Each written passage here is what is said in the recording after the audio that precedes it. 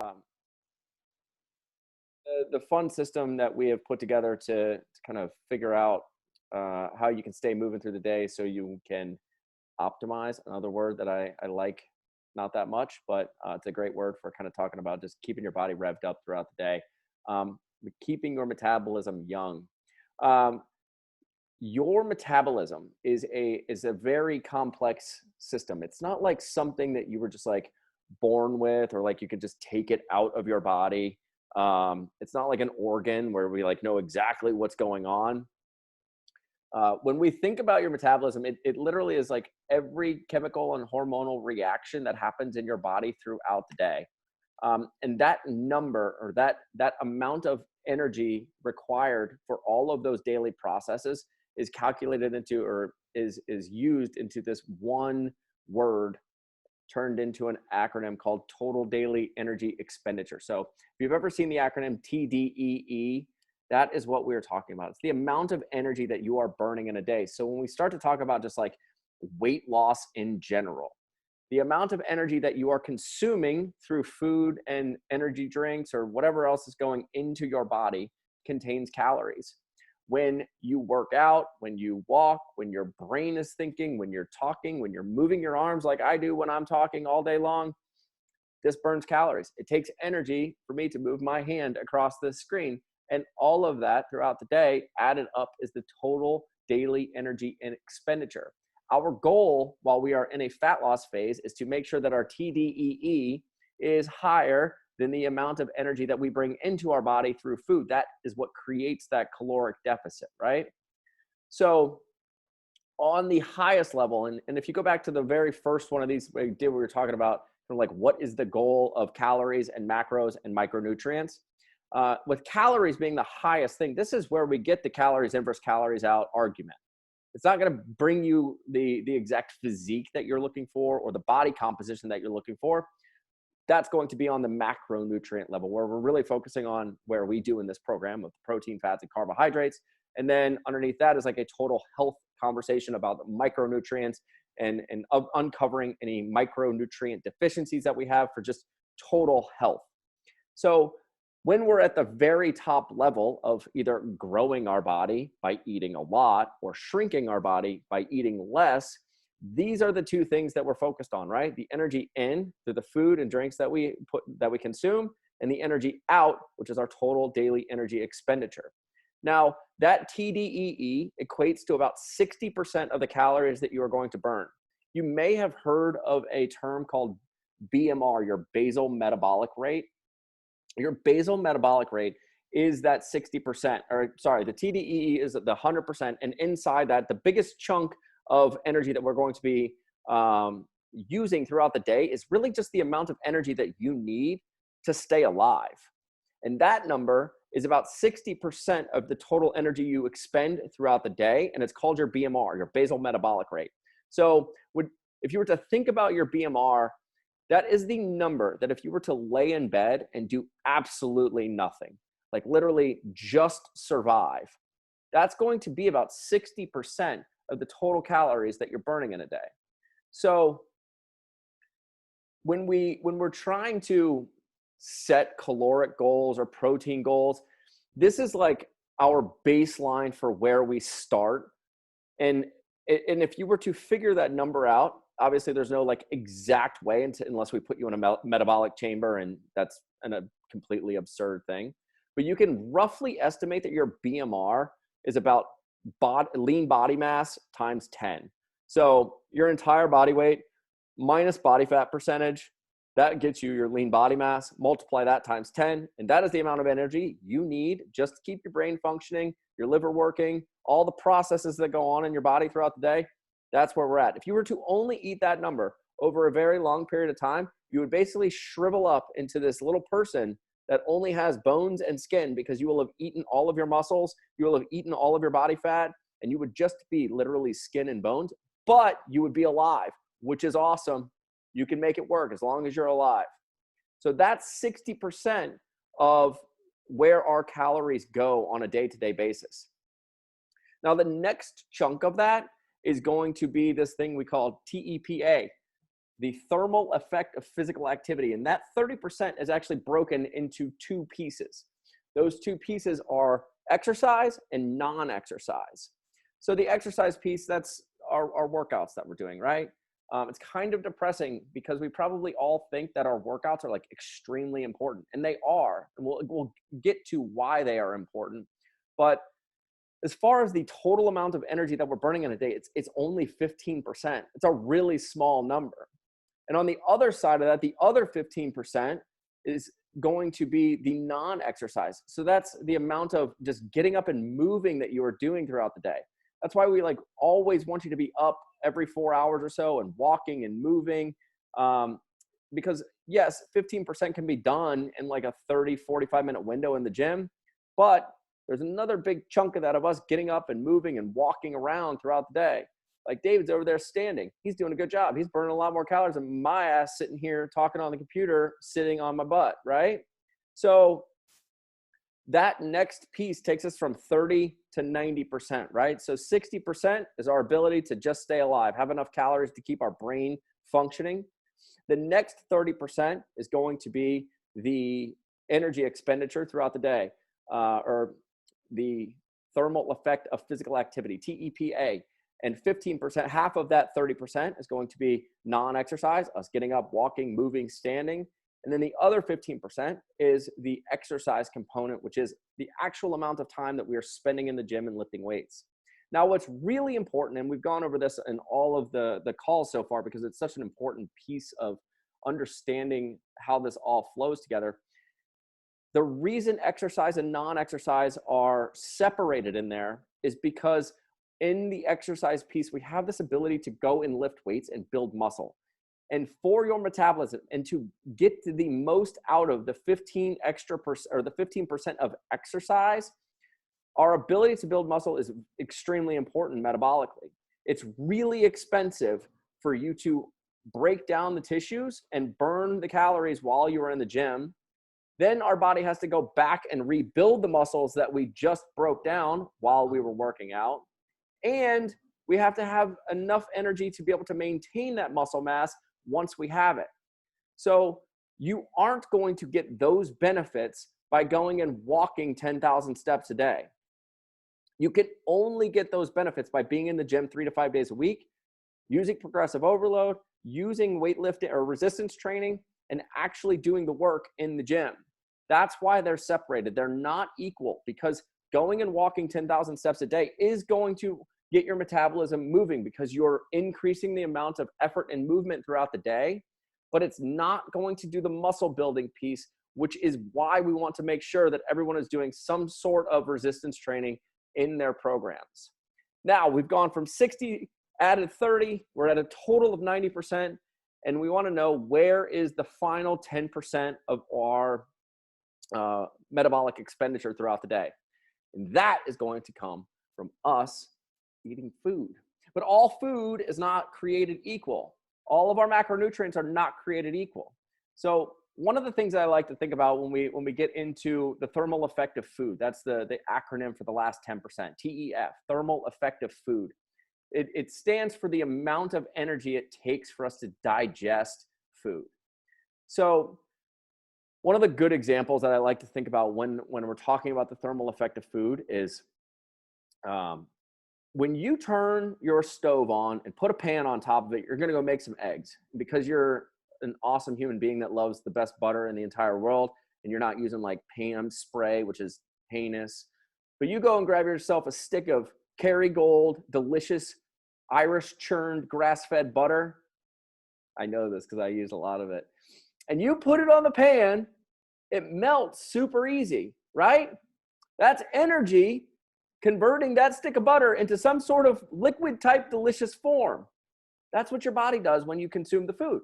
It's able to transform it into a more usable substance. If you were to put sugar into that pan, that sugar would glaze or crystallize, or whatever they call it in desserts. I can't remember. Caramelize very quickly, right? It doesn't take a ton of energy for carbohydrates and fats to transform into whatever next, or into the usable form that, when you're cooking it.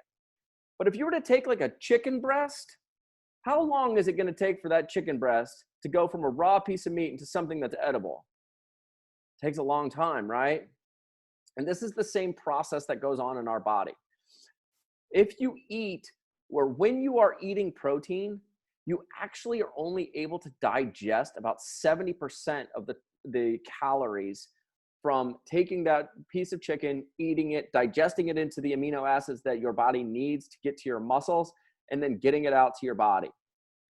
So that's why we can overemphasize the amount of protein that our body needs in a day. That's why we take kind of like lean body mass and then get 1 gram of protein per pound of lean body mass, because we're not worried about the amount of food on a lean protein side that you're eating, because in the end, we're only actually able to consume and use about 70% of those calories. All of the literature that's coming out now, all the research that's coming out is basically saying, like, as long as it's lean protein, you can overeat calorically as much as you want. And the real reason is because at some point your body kind of like stops eating. It's like, dude, we've had enough of this protein. Can you please stop eating it? And then you take whatever that number is when your body starts to hate you because you've been eating chicken breast for like 6 straight hours. You're really only getting like 70% of the total calories in there. So one, because the calories are really low in a chicken breast, and you're only getting about 70% of those, there is no amount of food. And even by the time that you consume, call it 1.25 or 250, 500 calories in excess of maintenance in your lean protein, it just isn't going to move the needle and make you overweight. It's not going to be the thing that adds weight to your body. It's the simpler stuff, right? The protein or the carbs and the fat when we're overeating those, especially when they're mixed together, because when you take that Kerrygold and you melt it and then you put sugar on top of it, that is a cookie. And they changed the name of it so that you like more of them. And they're delicious because Kerrygold, delicious. Sugar, delicious. Put them together, it's a cookie, and you can eat all of them. And they're super high calorically. That's why every single time, no matter where our changes are going to be on our nutrition templates, we're always prioritizing protein. And then we fill in the rest based off of kind of the way that you like to eat, as well as making sure that we're just getting enough fat for hormonal balances throughout our lives. Those 3 things are really what makes up the meat of our metabolism. That is the total daily energy expenditure. 60% of that is just keeping us alive. All the chemical and hormonal reactions that happen in our lives on a daily basis. It's the amount of energy that we need to stay alive. The next 30% is going to be the total, what we need there. You're winning, David. I like it. The next 30% is going to be all of the physical activity throughout the day, right? So 15% of that is making sure we go out and get our 10,000 steps. The other 15% is making sure that we're in the gym, actually doing resistance training, building muscle, getting stronger, forcing our body to break down, repair, and maintain muscle mass.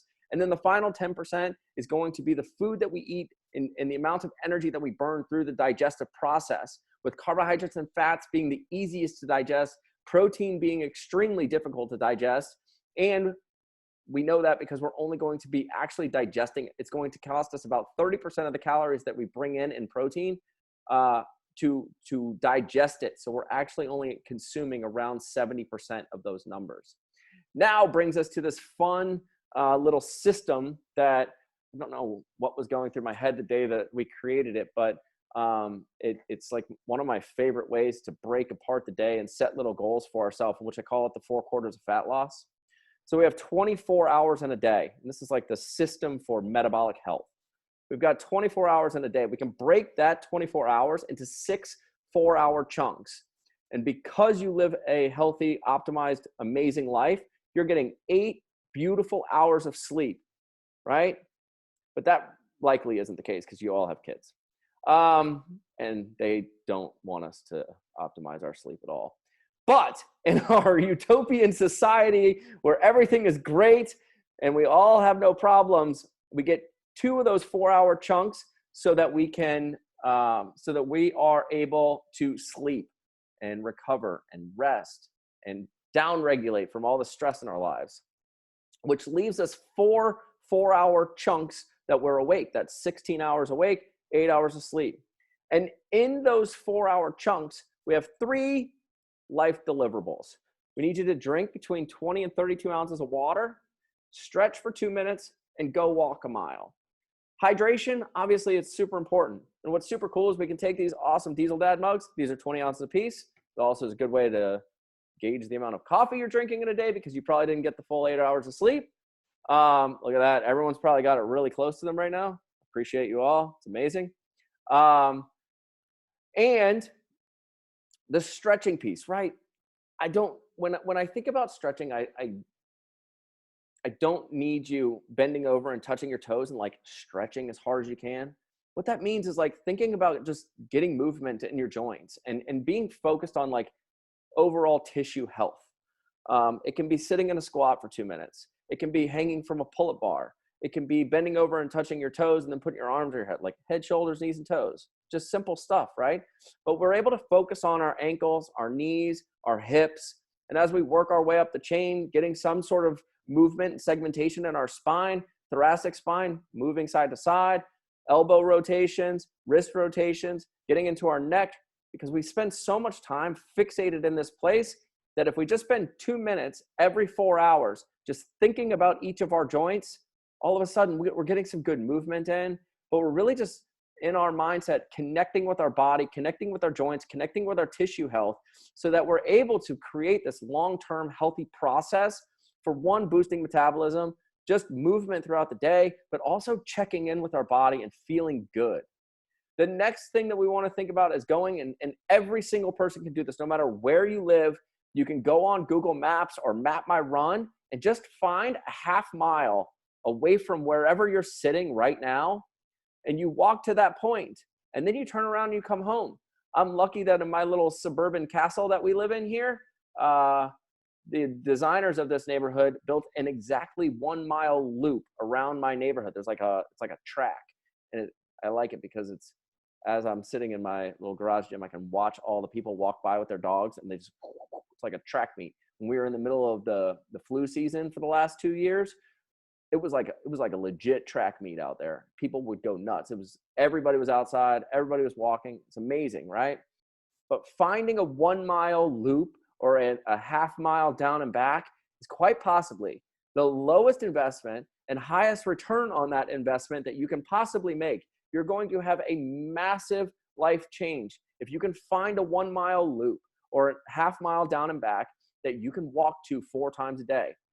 Because a 1 mile walk is equivalent to about 2,000 steps, which is going to get you to 8,000 steps in a day.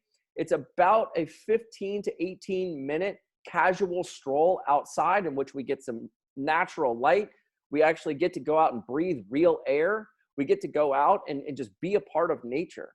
And when you get back from all 4 of those, you can one of the things that's you can make it even better is timing it after your meal. So after you are done with breakfast and the kids are out of the house or wherever you're at, start your day with like a little half mile, 1 mile walk. That way it helps with the digestion process so that food's not just sitting in there.